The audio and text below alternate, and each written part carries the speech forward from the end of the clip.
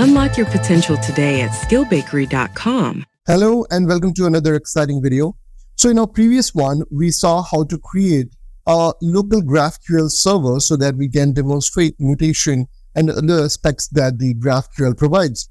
Over here, we are reviewing that very example. So here we have our server.js page, and you'll notice that we have the type defined over here for product, and then we have a query and mutation definition called update product. We implemented this using our resolvers. So here we have our mutation definition, update product.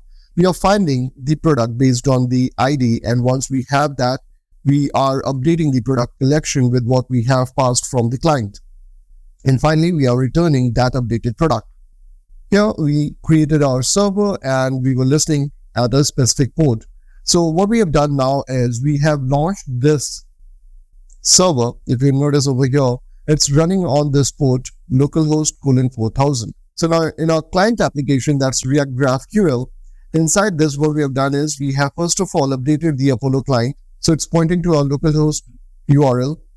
And next thing that we have done is updated our app.js file.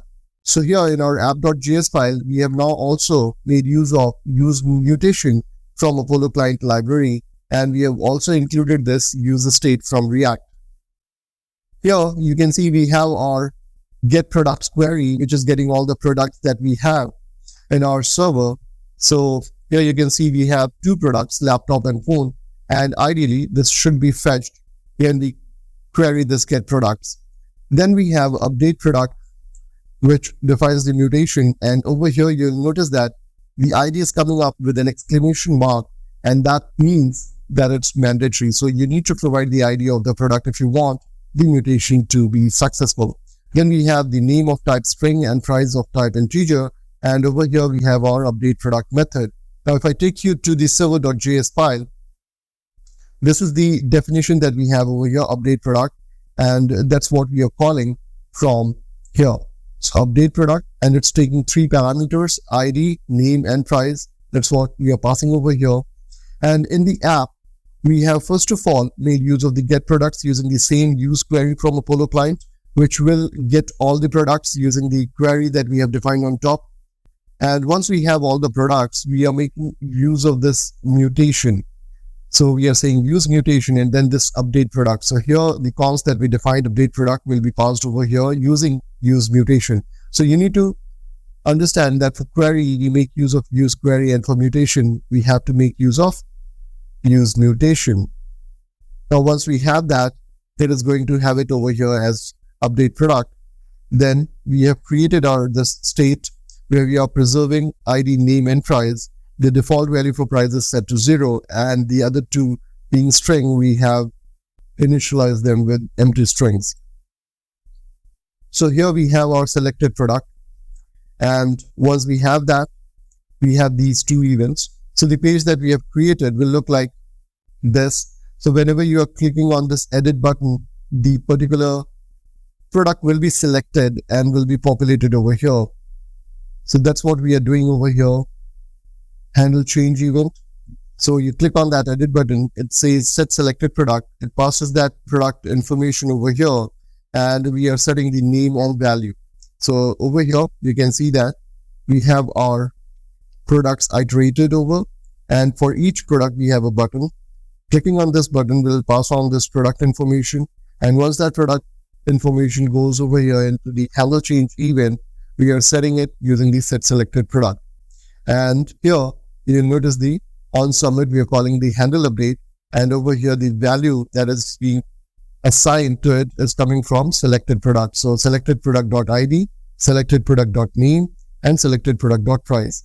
For each one of these, that's name and price, we are also having the handle change event. So when you click on that, the change event will occur, and it will again call the same handle change over here, which will set the selected products with the key value pair.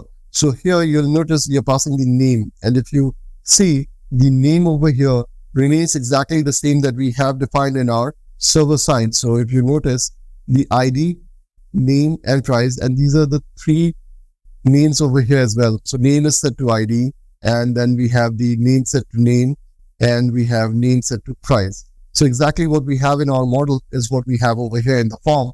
And when we select that, it sets the product's attributes properly and populates the form as well. Now, once the form has been populated and you click on update, we call this handle update method. So when you do handle update, this is going to call this handle update over here, and the handle update will make use of the update product mutation, as you can see over here, and it's passing these three variables: ID, name, and price. Once we pass on these, whatever result we get from the server is shown over here. If any error, then we'll be showing that error over here. So now let's go ahead and save this and see it in action. So I've already started the server, and if you go over here, the web page is also up and running. What we need to do now is over here, just click on any of the products like we did over here, 1200. So what we'll do is we'll increase the price from 1200 to 1500. So here, if I click on update product, you'll notice we are getting this message, product updated successfully, and click OK over here. You'll notice that the product is updated and the updated price is also reflecting over here. If you look at the developer console, here you will see the response that we are getting from update product is coming up as price 1500. And over here, if you look at the payload, these are the set of variables that we passed, and headers is actually pointing to our new GraphQL server. I can go ahead and change this as well, laptop Core i9 processor, let's say, and click on update product. So we get this value again over here updated, and you can see the result over here. So that's how we do mutation in GraphQL. If you find the video helpful, don't forget to like and subscribe.